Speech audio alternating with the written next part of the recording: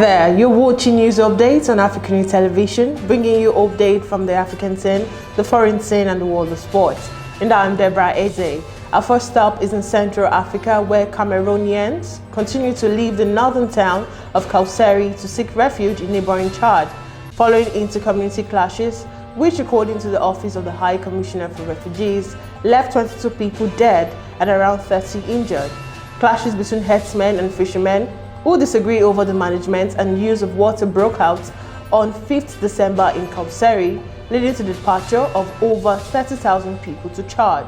Since last Thursday, soldiers have been deployed in the streets of Kauseri to avoid further clashes. But tension is still high in the streets, especially at the food and livestock markets, which was set on fire during the clash.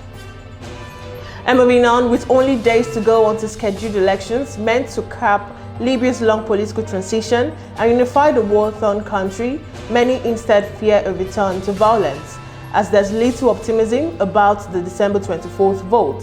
The election, a part of a United Nations-led process since the landmark East-West ceasefire last year, have been overshadowed by political maneuvering and the lack of an agreed legal framework. And in Mali, West African leaders have demanded that the junta in Mali sticks to its plan for February election, threatening further unspecified sanctions if Bamako fails to commit to returning to democracy.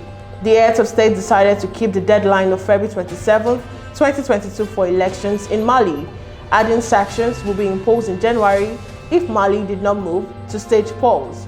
The head of Mali's government had earlier promised to provide the bloc with an election timetable by the end of January 2022. And still on the African scene, Ivory Coast has launched a 10-day vaccination campaign against COVID-19 amid the emergence of the Omicron variant. In Abidjan, health workers and volunteers helped encourage residents to get their jobs ahead of the holiday season. Some used megaphones to communicate their messages, while others used music. The chief of staff of the country's health ministry, Aka Kofi, told the crowd in the capital that it was vital to receive the vaccine to be protected from the new Omicron variant of the virus. 53% or 5.3% of Ivory Coast population have been fully vaccinated.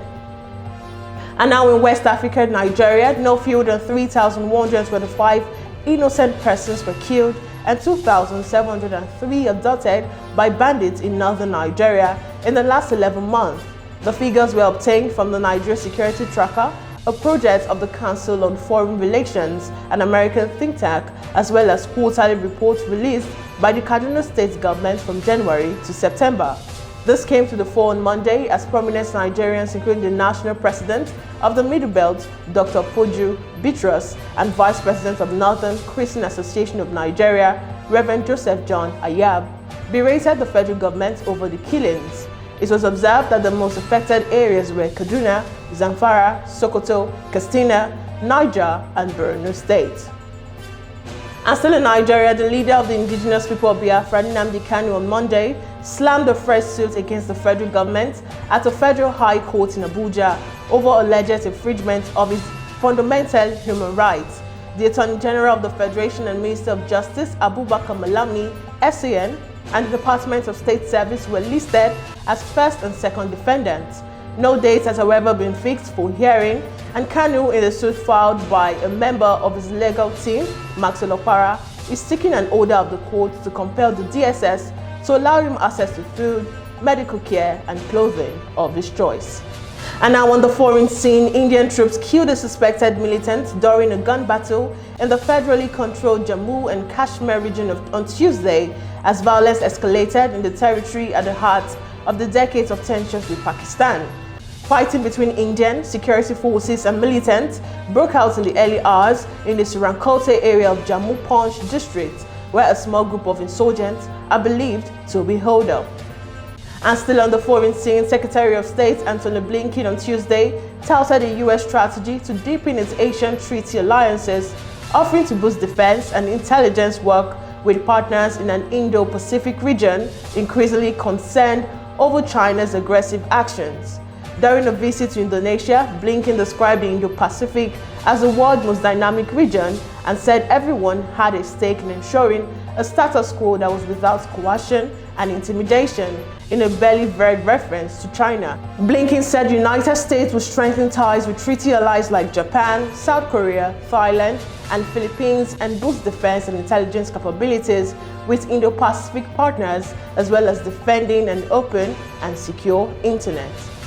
And now on the sports scene, Manchester United Premier League fixture away to Brentford on Tuesday night has been postponed due to a COVID outbreak among the visitor squad. United made a request to the Premier League to postpone the fixture after being forced to close first-team operations at their Carrington training complex on Monday afternoon. The club said they recorded a small number of positive COVID cases among first-team players and staff who took lateral flow tests on Sunday, a day after they beat Norwich 1-0 at Carrow Road. And finally, there was confusion during the UEFA Champions League draws for the last 16 teams yesterday. In the original draw, Manchester United's ball was pulled out of the court against Villarreal, while they were ineligible to face each other as they had been in the same group. An eventual UEFA said the technology should have prevented. The redraw meant spectators were robbed of a meeting between PSG and Manchester United, which would have pit two of the greatest players of all time against each other, Lionel Messi and Cristiano Ronaldo. And it's a wrap for news updates today. Do ensure to follow all our social media platforms to stay connected to our news and programs. Once again, I'm Deborah Ezeh. Bye for now.